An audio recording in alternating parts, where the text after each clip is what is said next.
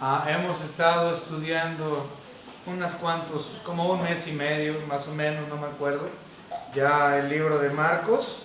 Tenemos poquito que hemos empezado realmente y hemos llegado ya al capítulo 2. Un solo capítulo hemos avanzado en este tiempo y el día de hoy, sin duda alguna, vamos a estar estudiando uno de los eventos mejores conocidos del Nuevo Testamento. Uno de los grandes milagros. Todos los milagros de nuestro Señor Jesucristo fueron tremendos y preciosos, fantásticos, fabulosos. Pero este en particular es muy conocido y es el milagro cuando los 4 amigos bajaron a su amigo paralítico del techo. Si ustedes recuerdan, nuestro Señor Jesucristo estaba predicando y estaba tan llena la casa, una multitud tremenda, que nadie podía llegar a la presencia de Cristo, pues estaba lleno. Entonces estos amigos que tuvieron fe en que Cristo sanaría a su amigo paralítico, hicieron un hueco en el techo de la casa y con sogas o yo qué sé, bajaron a su amigo paralítico y Cristo Jesús le sanó. Eso es lo que vamos a estar estudiando el día de hoy. Ciertamente un muy conocido pasaje del Nuevo Testamento, uno de los más conocidos. Entonces vamos a estar estudiando esto el día de hoy. Y todo esto sucedió un poco después. Recuerden que nuestro Señor Jesucristo ya había sacado demonios en el capítulo anterior y ese tipo de cosas, y él se había ido a un lugar desierto. Si ustedes recuerdan, Cristo Jesús se había ido a un lugar desierto porque estaba cansado, porque ya él sabía que muchos de los asistentes estaban ahí por el milagro, no por el mensaje. Ese es el asunto. Cristo Jesús, siendo omnisciente, omnipotente, omnitodo y eterno y de todo lo demás, él ya sabía que muchos de los que estaban acudiendo a él, la mayoría, nada más estaban ahí para beneficio propio, para ver, sáname, ayúdame.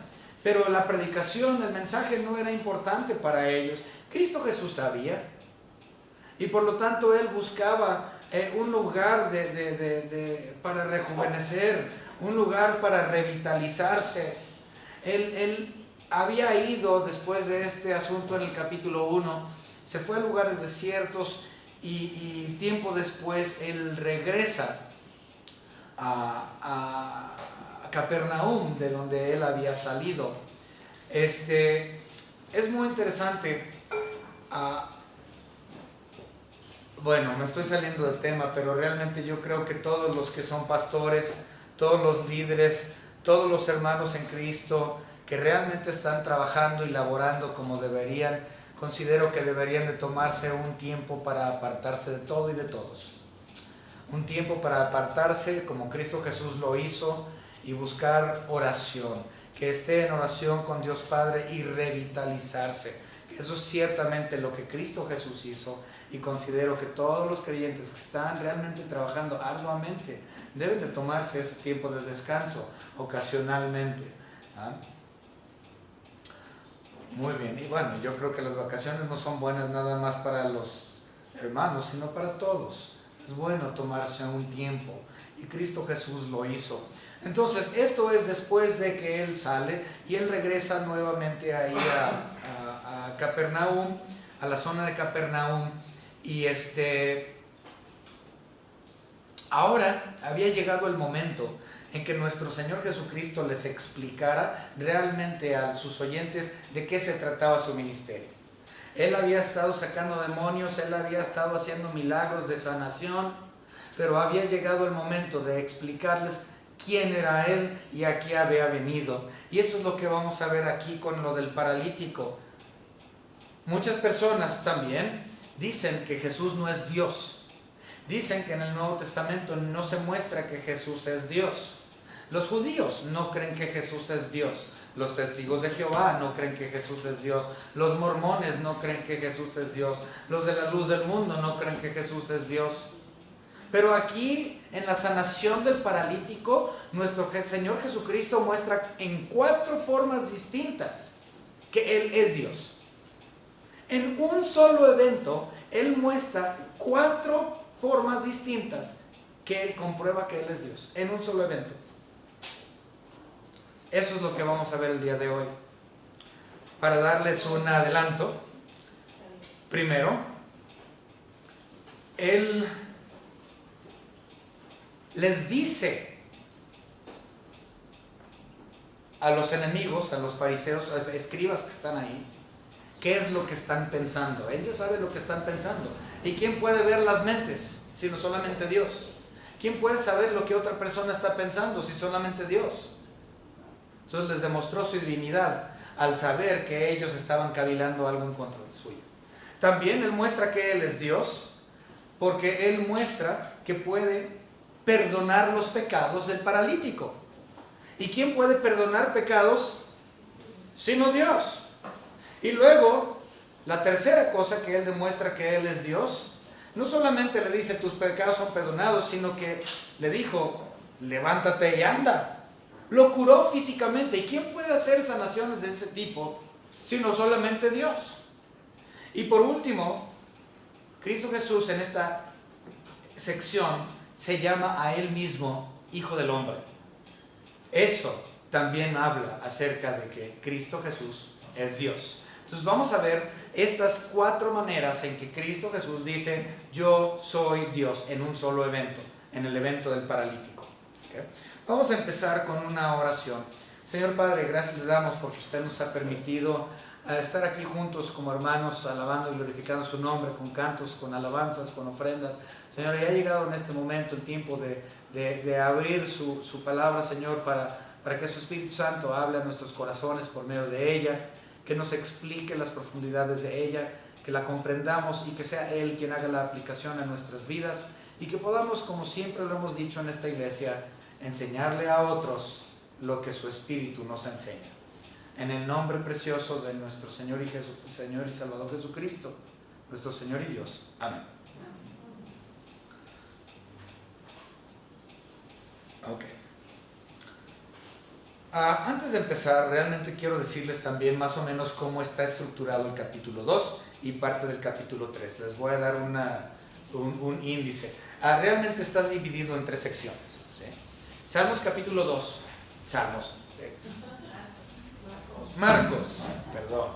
Marcos capítulo 2 hasta Marcos 3:12. Marcos 2:1 hasta el 3:12 en realidad está dividido en 3 secciones. La primera parte habla, que es lo que vamos a ver hoy, que es del versículo 1 al versículo 12, habla acerca del perdón. Cristo Jesús es Dios porque Él perdona. La siguiente sección es del versículo 13 hasta el versículo 22. Esta sección del 13 al 22 habla acerca de Cristo Jesús como médico, como el que sana a los enfermos. Entonces, primero tenemos perdón, 1 al 12, tenemos Cristo Jesús como médico que sana a los enfermos, que es del 13 al 22, y por último, del 23 al 3:12, tenemos que los que somos suyos, los que hemos sido vistos por el médico, los que hemos sido perdonados y los que hemos sido atendidos por ese médico de nuestras enfermedades, nos da libertad. Esa es la última sección, que es del 23 al 3:12. Entonces, estas son las 3 secciones en que está dividido capítulo 2 hasta el 3:12. Nuevamente, perdón. Después, el médico, Cristo Jesús. Y luego, a causa de nosotros los pacientes que hemos sido privilegiados de obtener la medicina y el perdón del médico, tenemos ahora libertad absoluta. Entonces, eso viene en la última sección. Muy bien, obviamente nada más vamos a ver la primera parte, del 1 al 12, la sección del perdón. Lo demás lo iremos viendo después. Comencemos entonces, hermanos, con el versículo 1. Marcos capítulo 2, versículo 1 dice la palabra: entró Jesús otra vez en Capernaum después de algunos días y se oyó que estaba en casa. Ok, muy bien. Estaba en casa. ¿En la suya? Dice la Biblia claramente que Jesús no tenía donde recostar su cabeza. Cristo Jesús entonces no tenía casa propia. Cristo Jesús era indigente. A muchas personas les cuesta trabajo comprender eso, pero Cristo Jesús no tenía casa. ¿ok? No tenía dónde recostar su cabeza, dice la Biblia. Dice, las zorras tienen sus guaridas, las aves tienen sus nidos, mas el Hijo del Hombre no tiene dónde recostar su cabeza. Era indigente. Ahora, mamá y papá, es decir, María y José, lo más seguro es que ellos tenían su casa. No sabemos si rentaban, no era suya propia, pero sabemos que ellos eran de Nazaret. Nazaret está a 32 kilómetros de distancia de Capernaum. Entonces Cristo Jesús no estaba regresando a casa de mamá y papá, pero dice que él estaba en casa. Pues ¿la casa de quién? Casa de mamá y papá, 32 kilómetros de distancia. Él era indigente, como tal, no tenía una casa, pero dice aquí en el versículo 1 que estaba en casa, que él había regresado a casa. ¿La casa de quién? Bueno, vamos a leer ese versículo porque ya lo cité, pero Mateo capítulo 8 y versículo 20, nada más para leerlo directamente. Mateo 8:20 nos dice la palabra de Dios. Jesús les dijo, las zorras tienen sus guaridas y las aves del cielo sus nidos, mas el Hijo del Hombre no tiene dónde recostar su cabeza. Cristo Jesús era indigente. Entonces, ¿a qué casa se refiere a esta? Bueno, pues ¿quién estaba en Capernaum? Que era uno de sus discípulos. Que dice la Biblia, y ya lo leímos en el capítulo anterior, que tenía casa ahí. Vamos rápidamente a Marcos capítulo 1 y versículo 29. Marcos 1:29, nosotros leemos lo siguiente. Al salir de la sinagoga vinieron a casa de Simón y Andrés, es decir, Simón Pedro y su hermano Andrés, con Jacobo y Juan, el otro par de hermanos. Entonces, dice el 20:30, y la suegra de Simón estaba acostada con fiebre y enseguida le hablaron de ella. Entonces él se acercó y la tomó de la mano y la levantó e inmediatamente le dejó la fiebre y ella le servía. Pedro, la suegra de Pedro, es decir, que Pedro era ¿qué? Casado. ¿Okay? Que la Iglesia Católica Romana dice, no, celibato, no se pueden casar, y dicen que Pedro es el primer papa. Pues si ese fuese el caso, entonces el primer papa era casado. Muy bien. Entonces tenía suegra. Y Cristo Jesús la sanó y ella servía a Cristo Jesús. Ahora, una cosa interesante. Esta casa realmente, la Biblia no nos dice si la casa era de Pedro o si la casa era de la suegra. La suegra estaba ahí y Cristo la sanó. No sabemos nuevamente si es casa de Pedro o casa de la suegra, uno o lo otro. Pero Pedro, como tal, no era de Capernaum. ¿Saben de dónde era Pedro, perdón? Era de Betsaida, otro pueblo. Él ni siquiera era de ahí. ¿Okay? Vamos a ver, Juan capítulo 1, el Evangelio de Juan, capítulo 1 y versículo 44. En Juan 1:44 nosotros leemos lo siguiente. Y Felipe era de Betsaida, la ciudad de Andrés y Pedro. ¿Okay? Entonces, hay muchos que dicen, no, era la suegra que vivía entonces en Capernaum, porque Pedro era de Betsaida, pero estaba en la casa de la suegra. Y Cristo Jesús vino a la casa de la suegra, ahí en Capernaum, y la sanó. ¿Okay? Otros dicen, no, es casa de Pedro. Es casa de Pedro. Y dices, bueno, la cuestión es cultural. Nosotros aquí en México tenemos un dicho muy famoso. Mi casa es tu casa. ¿Sí? Pero en las tierras mediterráneas eso realmente es puesto en práctica. O sea, si tú dices, mi casa es tu casa, y vives en el Mediterráneo, tenlo por seguro que las personas van a tomarlo muy en serio y van a entrar a tu casa como si fuese suya.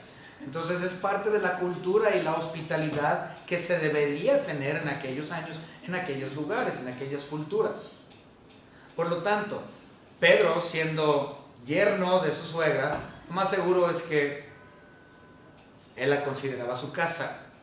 Y el escritor Juan Marcos lo hubiera considerado también la casa de Pedro. Pero, obviamente, esto no importa. no es lo importante. El asunto es de que Cristo Jesús estaba en la casa, ya sea de Pedro o de la suegra de Pedro, no importa, como lo quieras interpretar, pero ahí se encontraba nuestro Señor Jesucristo. Y ahí llegaron todas estas personas para que fueran sanadas por Él. Vamos rápidamente a... Bueno, ahorita lo vemos. Versículo 2, Marcos 2:2. Dice, e inmediatamente se juntaron muchos, de manera que ya no cabía ni aún a la puerta, y les predicaba la palabra. En otras versiones de la Biblia, en nuestro idioma, no dice predicar, dice exponía. Les exponía la palabra. En otras palabras, estaba él utilizando y explicando pasajes del Antiguo Testamento. Era expositor. Ahora, una de las cosas que se me hace interesante que podamos ver ahí en el capítulo 2 es que Cristo Jesús en ese momento no estaba sanando ni haciendo milagros. Estaba predicando, exponiendo la palabra. Es decir, que Él le puso prioridad a la exposición de la palabra por sobre los milagros que Él estaba practicando. El problema es de que hoy día muchas iglesias hacen completamente lo contrario. La palabra de Dios no es lo principal. Lo principal es que el culto de sanación, muchos de esos, que el culto de oración, que es muy importante, pero ninguna actividad puede suplir o suplantar, la predicación del Evangelio. Eso debe de ser primario, lo número uno. Ante cualquier otra cosa, la exposición de la palabra de Dios debe ser lo primario. Pero ya no estamos viendo eso otra vez. Estamos viendo sermones que duran 5 minutos, 10 minutos, 15 minutos y dicen, ¡ay, qué excelente sermón! O algo que no me gusta, pero la prédica, la famosa prédica. Okay. Las prédicas de 5 minutos, 10 minutos, 15 minutos. No le ponen prioridad a la exposición de la palabra. Versículos 3 y 4. Entonces vinieron a él unos trayendo un paralítico que era cargado por 4. Y como no podían acercarse a él a causa de la multitud, descubrieron el techo de donde estaba, y haciendo una abertura bajaron el lecho en que yacía el paralítico. Okay. Solo imagínense nada más.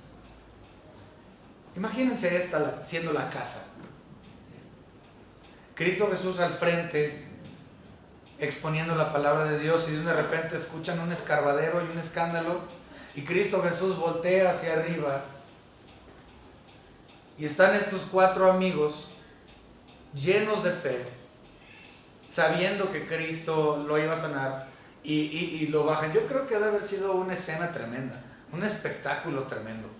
Ahora, ¿cómo es que ellos abrieron el techo? Muchos se preguntan, ¿cómo abrieron el techo?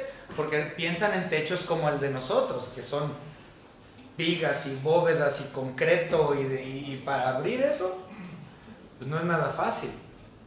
Okay. Las casas son diferentes, eran de construcción distinta. La mayoría de las casas sí eran de material, pero no había cemento como el que usamos hoy. Era otro tipo de mortero que se utilizaba. Ciertamente los muros muy parecidos a los que tenemos aquí en México, que son de adobe, en las casas antiguas, eran casas de adobe y eran techos planos, iguales a los de nosotros. En muchas casas aquí en México, sin embargo, hay de 2 aguas, hay techos de 2 aguas o techos de 1 agua, ¿no?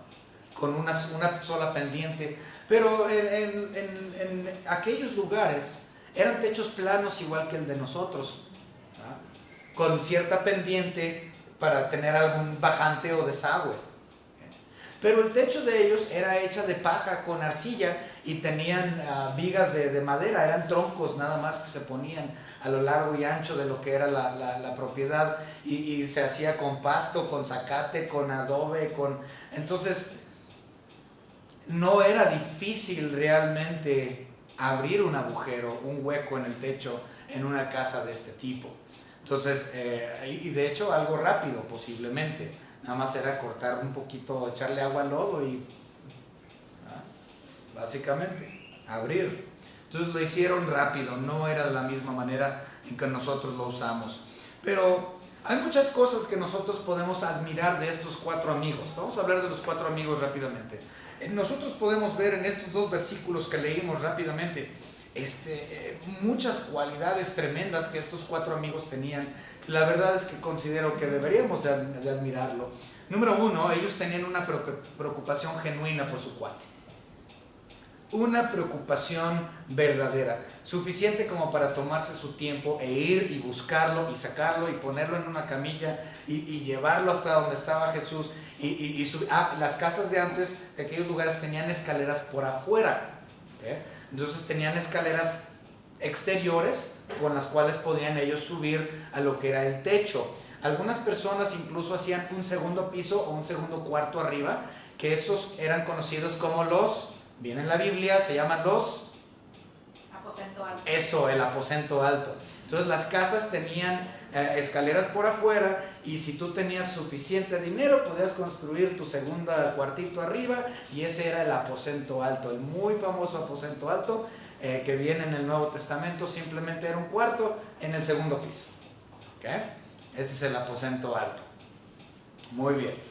Entonces subieron por las escaleras exteriores. No nos dice la Biblia que si tenía un aposento alto o no esta casa en particular, pero tenía las escaleras exteriores, subieron al techo, abrieron y bajaron al paralítico. Entonces ellos tenían una preocupación genuina, y ellos hicieron grandes cosas para poder tener a su amigo ahí. La segunda cosa que es de admirar de ellos es que ellos tenían una fe genuina en Jesús. Una fe verdadera en la persona de nuestro Señor Jesucristo.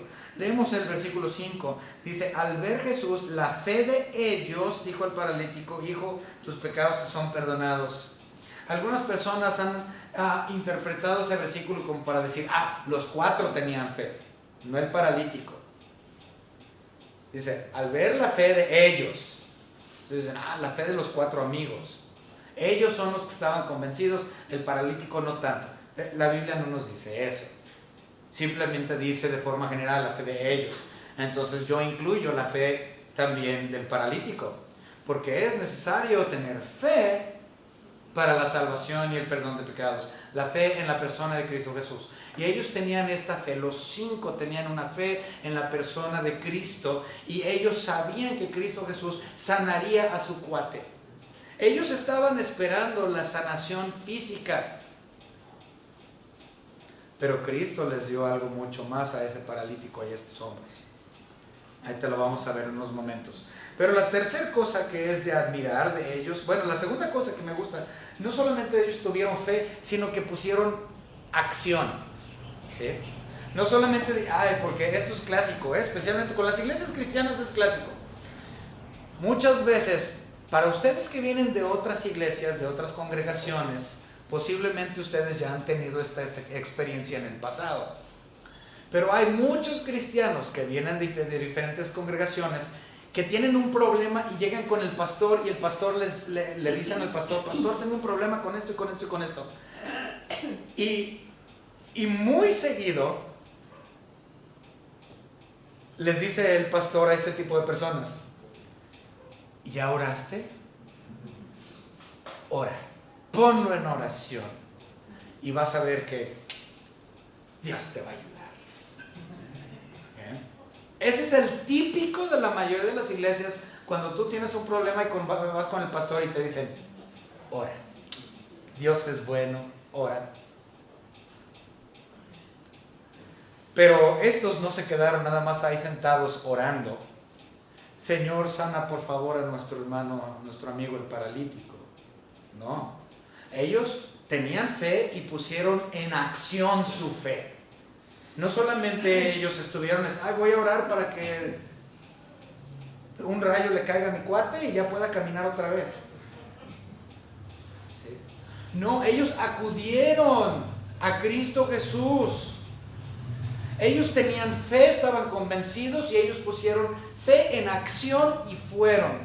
No solamente se sentaron a orar, que es uno de los problemas muy grandes que tienen muchos cristianos. Sí, excelente orar. Sí, debemos de orar. Sí, debemos de orar sin cesar. pero es poner mi fe en acción.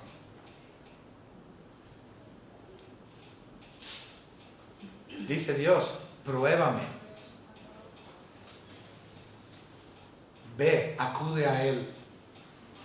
Fe en acción. Okay. La tercera cosa que tenemos que admirar de estos tres amigos es que no permitieron que ningún obstáculo se les pusiera en su camino. Ellos fueron, buscaron a Cristo, abrieron esto, y ellos, la cuarta cosa, trabajaron en equipo. Híjole, para que trabajen en equipo la gente hoy está en chino. Entre cristianos más difícil parece ser. No debería de ser así. Deberíamos de poder trabajar unidos en familia. Y ellos están trabajando unidos, estos cuatro amigos, quienes han depositado su fe en la persona de Cristo Jesús para la sanación física y espiritual de su amigo y de ellos mismos. Un amor genuino hacia su amigo.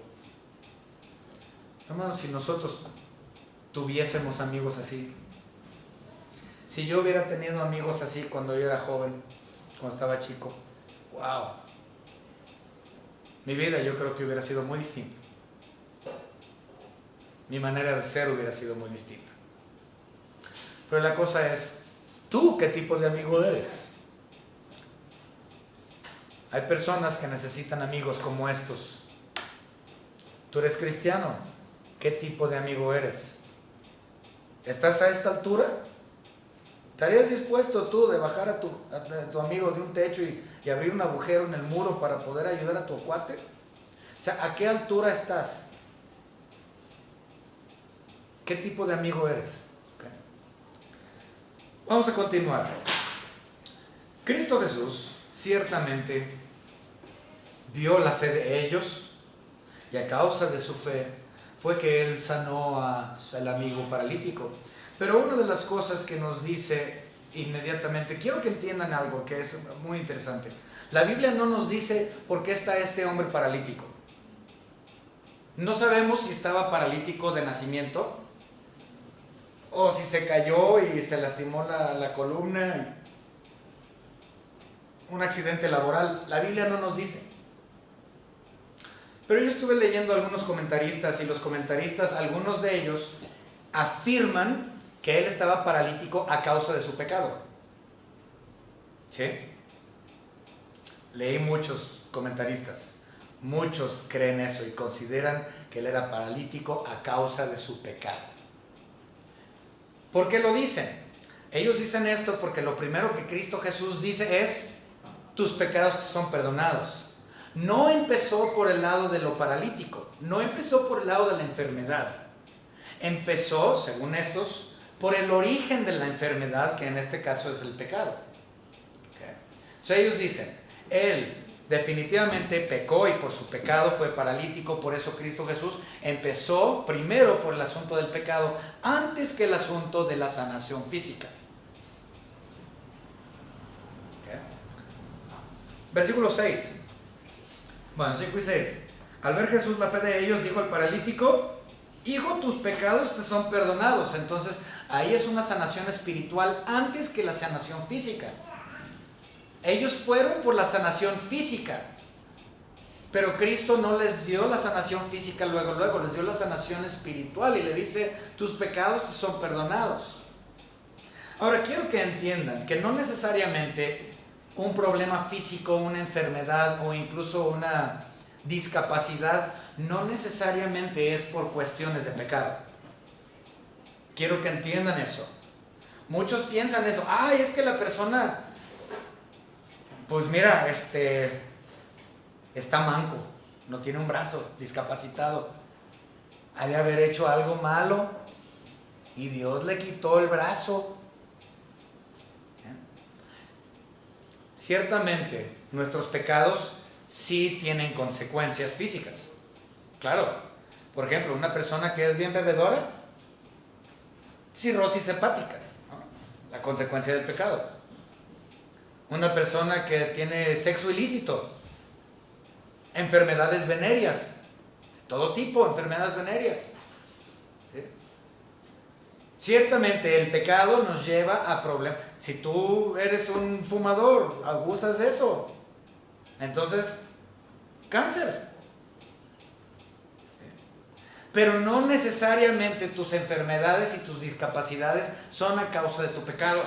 Tenemos un ejemplo de eso, varios ejemplos, pero vamos a ver un par. Primero, vamos a ver en Juan. En el Evangelio de Juan hubo un asunto de un hombre que era ciego de nacimiento. Veamos Juan capítulo 9 y vamos a leer los primeros 3 versículos. Juan 9, 1 al 3. Al pasar Jesús vio a un hombre ciego de nacimiento y le preguntaron sus discípulos diciendo: Rabí, ¿quién pecó, este o sus padres, para que haya nacido ciego? Respondió Jesús: no es que pecó este ni sus padres, sino que las obras de Dios se manifiestan en él. Wow. Es decir, que Dios es quien hace que personas tengan discapacidades o enfermedades por voluntad de Dios, para gloria de su nombre. ¿Para qué? Dice, para manifestar las obras de Dios en la vida de ese individuo. Para manifestar las obras de Dios en la vida de ese individuo, para traer gloria a su nombre. Entonces, si tú tienes una enfermedad o una discapacidad, no necesariamente es porque hayas pecado, sino para traer honra y gloria de Dios, para que el poder de Dios se manifieste en tu vida. Últimamente todo es para la honra y gloria de Dios. Este era ciego de nacimiento.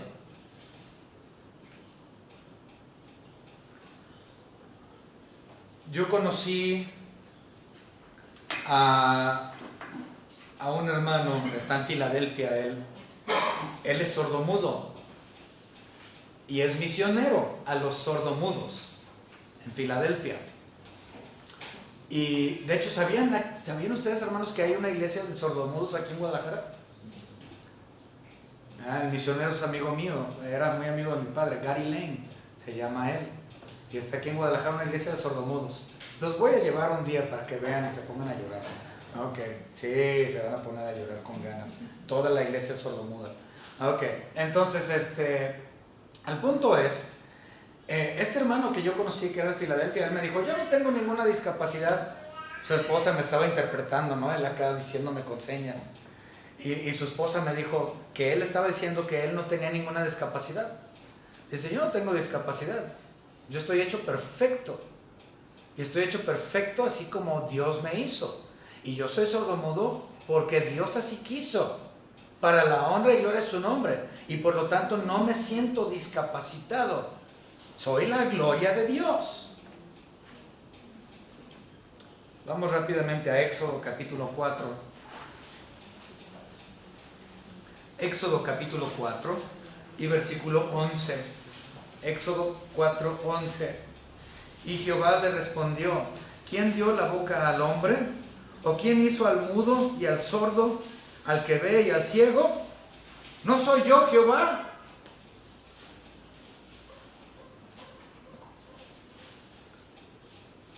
Si estás ciego, o si estás mudo, o si estás sordo, o si tienes un brazo más chico que el otro, o una pata más chica que la otra, o...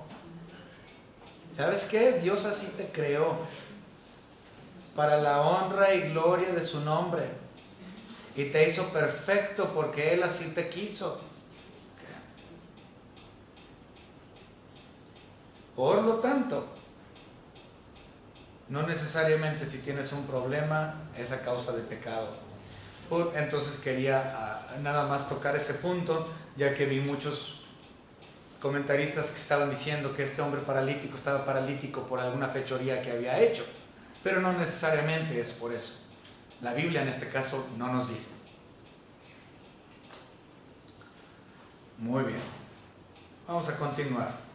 Cristo Jesús dijo: tus pecados te son perdonados. Y había un problema muy grande, porque ahí con Cristo Jesús, entre la multitud, se encontraban los escribas.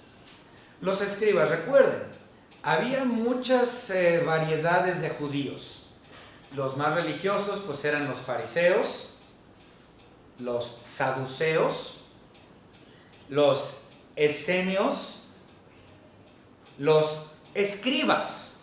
Estos son los más famosos. Había otras divisiones de judíos, pero estos son los religiosos más famosos. Y aquí menciona que eran escribas los que se encontraban ahí.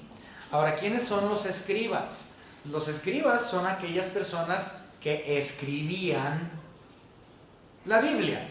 Recuerden, nosotros podemos sentarnos a la computadora hoy y decir print, imprimir y sale. Oh. En tiempos de Gutenberg, obviamente era así de, para que saliera hoja tras hoja tras. Pero en los tiempos de Cristo no había nada de eso.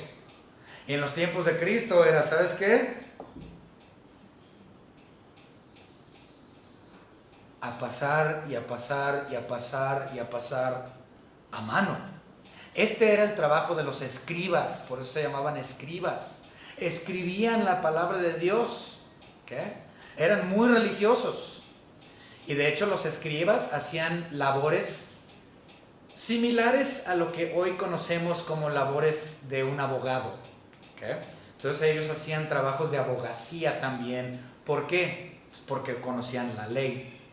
Conocían la ley de la Biblia, conocían la ley del Antiguo Testamento. Y porque conocían tan bien la ley, porque la escribían todos los días, entonces ellos fungían como abogángsters. ¿Okay? Estos eran entonces los escribas que se encontraban dentro de esta casa donde Cristo Jesús estaba predicando. Y cuando Cristo Jesús le dice al paralítico, tus pecados te son perdonados, para ellos entraron en shock. ¿Cómo es posible? Blasfemo. Y leemos los versículos 7 y 8 de donde estamos en Marcos 2. Estaban ahí sentados, versículo 6, sentados algunos de los escribas, los cuales cavilaban en sus corazones. ¿Por qué habla este así? Blasfemias dice. ¿Quién puede perdonar pecados sino solo Dios? Se enojaron. Vamos rápidamente a ver el recuento de Lucas, siempre es el libro que sigue. Lucas capítulo 5, y vamos a leer el versículo 17 únicamente. Es la misma sección, habla del mismo evento, ahí en Lucas 5 si usted lo quiere ver después. Pero Lucas capítulo 5, y leemos el versículo, ¿qué les dije? 17, 16 y 17, dice, aconteció un día que él estaba enseñando y estaban sentados los fariseos y doctores de la ley, los doctores básicamente son los escribas, los cuales habían venido de todas las aldeas de Galilea, de Judea y Jerusalén, y el poder del Señor estaba con él para sanar. ¿Va? Y luego continúa acerca de lo del paralítico. Y va al versículo, básicamente el versículo 21 es donde está, 21 dice, entonces los escribas y los fariseos comenzaron a cavilar diciendo, ¿quién es este que habla blasfemias? ¿Quién puede perdonar pecados sino solo Dios? Jesús entonces, conociendo los pensamientos de ellos, respondió y les dijo, ok, Cristo Jesús es Dios. Ciertamente nadie puede perdonar los pecados más que Dios. Nadie tiene el poder de perdonar más los pecados más que Dios. Y ellos comprendían entonces, mucha gente le reza a María. ¿No? Perdóname, María. María no perdona nada. O van con el sacerdote y, Padrecito, perdóname, ¿por qué pecado? ¿Y cuántas aves Marías digo ahora? El sacerdote no puede perdonar. Único que puede perdonar. No hay otro nombre bajo el cielo dado a los hombres en que podamos ser salvos. Los pecados son perdonados únicamente bajo el nombre único de nuestro Señor y Salvador Jesucristo. No hay nadie más. El perdón de pecados es únicamente por Dios. Y el hecho de que Cristo Jesús dijo, tus pecados son perdonados, Él estaba diciendo, yo soy Dios. El hecho de perdonar el pecado implica que Cristo Jesús estaba afirmando que Él era divino.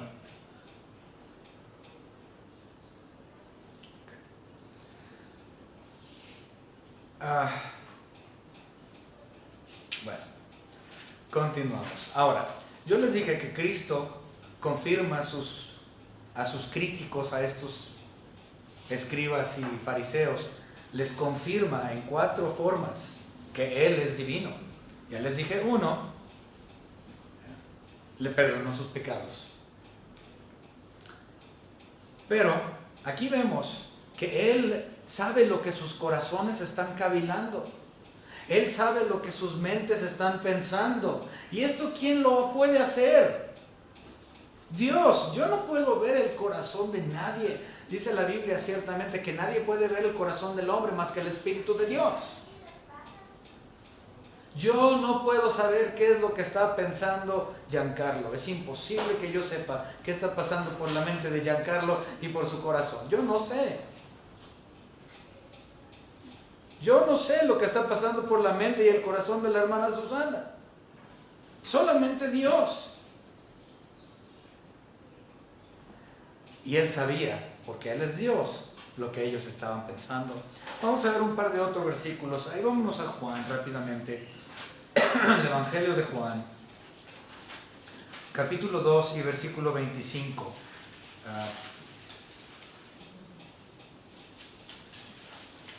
En Juan 2:25 nosotros leemos lo siguiente: y no tenía necesidad de que nadie le diese el testimonio del hombre, pues él sabía lo que había en el hombre. También lo podemos ver en Hebreos. Vamos rápidamente a Hebreos capítulo 3 y versículo 13. Hebreos 3:13 nos dice: antes exhortados los unos a los otros cada día, entre tanto que se dice hoy, para que ninguno de vosotros endurezca por el engaño del pecado. No es el versículo que estaba buscando. Bueno, el punto es que nuestro Señor Dios... no, me equivoqué de versículo. Pero el punto es de que Dios es el único que sabe el corazón de la gente, el único que sabe, el único que puede leer mentes y corazones. Y eso obviamente nos demuestra de forma inmediata que Jesús es Dios. Perdona el pecado porque es Dios. Sabe lo que hay en la mente y el corazón porque Él es Dios. Dos formas. Vamos a ver la tercera forma que Él les muestra que Él es Dios. Él les pregunta a ellos, pues a ver, ¿qué es más fácil? ¿Decir tus pecados te son perdonados? ¿O decir levántate y anda? Le preguntó Cristo Jesús ahí en Marcos 2 a estos escribas. Y les pregunto a ustedes, ¿qué es más fácil? ¿Es más fácil perdonarlos, decir tus pecados son perdonados? Ahí les va. Para ellos era más fácil decir tus pecados te son perdonados. ¿Por qué? Porque no lo puedes comprobar. Si alguien te dice, vamos a suponer que el hermano me dice, hermano Edgar me dice, hermano Jerry, tus pecados te son perdonados. Pues yo le voy a decir, a ver, y compruébame entonces que me los perdonaste. O sea, ¿cómo me compruebas? ¿Cómo compruebas que todos mis pecados, pasados, presentes y futuros, que todos son...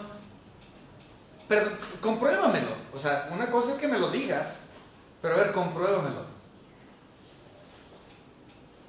No puedes comprobarlo, por lo tanto es más fácil decir tus pecados son perdonados. Pero Él dijo, les voy a enseñar que yo tengo autoridad en esta tierra. Y le dijo al paralítico, levántate, toma tu lecho y anda. Y se levantó el paralítico, y eso sí, es comprobable. No hay manera de que un paralítico pueda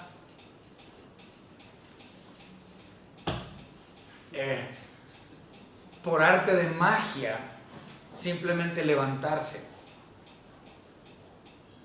Algo así es comprobable porque lo puedes ver.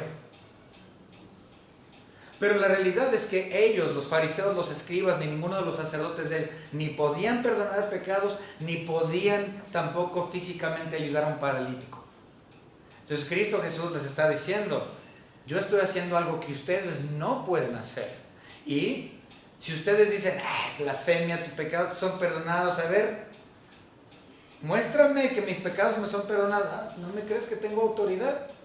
Entonces levanto a este paralítico, algo que ustedes tampoco pueden hacer. Entonces Él mostró su divinidad al levantar al paralítico. Mostró su divinidad al perdonarle sus pecados. Mostró su divinidad al decirle a estos qué estaba en sus corazones. Pastor, creo que la cita que buscaba era Hebreos 4:13. 4:13. Sí. A ver, vamos a verlo. 4:13. ¿Sabe qué? Ok, vamos a leer ese, el de 4.13, a ver si es ese. Hebreos 4.13. Y no hay cosa, esa, gracias hermana, y no hay cosa creada que no sea manifiesta en su presencia, antes bien todas las cosas están desnudas y abiertas a los ojos de aquel a quien tenemos que dar cuenta. Este es a Dios. Todas las cosas se las ve, todas las cosas se las sabe, Él conoce corazones y mentes de todos. Ok. Nos falta una más. Cristo comprueba que Él es Dios al llamarse a Él mismo Hijo del Hombre. Hijo del Hombre, en el versículo 8, vamos a leer versículos 8 y 9 rápidamente. Dice, y conociendo luego Jesús en su espíritu que cavilaban de esta manera dentro de sí mismo, les dijo, ¿por qué caviláis así de vuestros corazones? Que es más difícil, paralítico, tus pecados te son perdonados, o decirle, levántate, toma tu lecho y anda. Pues para que sepáis que el Hijo del Hombre tiene potestad, autoridad en la tierra para perdonar pecados, dijo el paralítico, a ti te digo, levántate, toma tu lecho y vete a tu casa. Para que veas que no solamente digo tus pecados son perdonados fácilmente, para que veas que tengo la autoridad para llevarlo a cabo, de perdonar pecados, levántate y anda. Tremenda demostración del poder divino. Dice, entonces él se levantó enseguida y tomando su lecho salió delante de todos, de manera que todos se asombraron y glorificaron a Dios, diciendo, nunca hemos visto tal cosa. Cristo Jesús se llama a Él mismo en el versículo 10, Hijo del Hombre. Este es un título que se utiliza por Cristo mismo, refiriéndose a Él mismo. Otra vez, Cristo Jesús utiliza, refiriéndose a Él mismo, la frase Hijo del Hombre, lo utiliza 80 veces en el Nuevo Testamento. O sea, Cristo se refiere a Él mismo como el Hijo del Hombre 80 veces. En el libro de Marcos, únicamente en Marcos, se encuentra la frase Hijo del Hombre o el título Hijo del Hombre un total de 14 veces. 80 en total que Cristo se nombra así a sí mismo. 14 de estas en el libro de Marcos. Y esto era tremendo, llamarse Hijo del Hombre. Hijo del Hombre es importante. ¿Por qué? Porque los escribas, recuerden, los escribas que escribían la Biblia, ellos hubieran entendido la referencia inmediatamente. Cuando Cristo se llamó a Él mismo Hijo del Hombre, los escribas automáticamente estaban pensando en una porción del Antiguo Testamento, el libro de Daniel. Si vamos rápido al libro de Daniel, aquí lo vemos por primera vez, este título. Daniel capítulo 7, versículos 13 y 14. 7, 13 y 14. Miraba yo en la visión de la noche, y aquí en las nubes del cielo venía uno como un hijo de hombre, que vino hasta el anciano de días, se hicieron acercarse delante de él, y le fue dado dominio, gloria y reino, etc. Es la primera vez que se menciona en el Antiguo Testamento Hijo del Hombre. ¿Okay? Es la primera mención en el Antiguo Testamento, así, con ese título. Los escribas deberían de haber sabido y hecho relación con Daniel capítulo 7, por lo tanto es totalmente profético. Cristo Jesús, al llamarse Hijo de Hombre, estaba diciendo, sin lugar a dudas, yo soy aquel de quien Daniel estaba hablando. Yo soy Él. Ahora, el llamarse Hijo del Hombre implicaba su conexión con la tierra, implicaba su lado humano, implicaba su sufrimiento aquí en la tierra, implicaba su muerte. Hijo del Hombre implicaba también su reino por venir. Entonces, ese título es muy importante en muchas áreas. Ahora, no mencioné su resurrección, porque en su resurrección vemos la divinidad. ¿Sí? Recuerden que cuando hablamos de Dios Hijo, tenemos que hablar de Él desde el punto de vista de su naturaleza. ¿Cómo? La otra palabra. Unión, híjole. Ok, estamos hablando de la unión hipostática. Es decir, Cristo es 100% Dios, 100% hombre. Y el título como tal, Hijo del Hombre, es una referencia a la humanidad de Cristo. ¿Okay? Pero lo cual también es divino, porque no podemos separar su humanidad de su divinidad. Por lo tanto, esto es tremendo. Y bueno, hermanos, por cuestión de tiempo aquí lo vamos a dejar. ¿Okay? Sé que nos estamos tardando mucho en esta sección, pero la verdad es que es muy hermoso. Y vamos a continuar hablando de este tema la próxima semana, hablando acerca de la divinidad de nuestro Señor Jesucristo, no solamente aquí en esta porción, sino lo que viene después.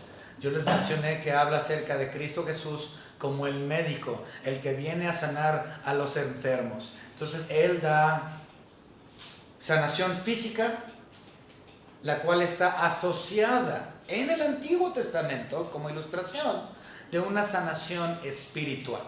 ¿Okay? Otra vez, en el Antiguo Testamento hay muchas referencias donde nosotros vemos la sanación física asociada con, o más bien como un tipo o una ilustración de una sanación espiritual. Entonces es lo que estamos viendo aquí con Cristo Jesús. Cristo Jesús está sanando a las personas, pero haciendo ilustración o referencia a una sanación espiritual. Aún tus pecados te son perdonados. Vamos a ver esta asociación con un solo versículo y con esto terminamos. Salmo capítulo 103. Salmo capítulo 103 y versículo 3. Dice, Él es quien perdona todas tus iniquidades, el que sana todas tus dolencias. Perdona tus iniquidades, sana tus dolencias, implicando una relación entre, o una ilustración de la sanación física con la sanación espiritual. Cristo Jesús le dijo al paralítico, tus pecados te son perdonados, y luego para mostrar su poderío y manifestar la obra de Dios en la vida de ese paralítico, le dijo, levántate y anda. Siempre hay una asociación con la sanación física y la sanación espiritual. Y como lo mencioné yo otra vez, en los siguientes versículos de Marcos capítulo 2, versículos 12 o 13 hasta el 22, vamos a ver acerca de Cristo Jesús, el médico divino. Terminamos en una oración. Señor Padre, gracias le damos porque usted nos ha permitido estar juntos para aprender acerca de este evento del paralítico que bajaron del techo, Señor, y gracias, Señor, por realmente el cuidado de estos hombres y la genuina preocupación y amor que ellos tenían para con su amigo. Pero, Señor, ayúdanos a comprender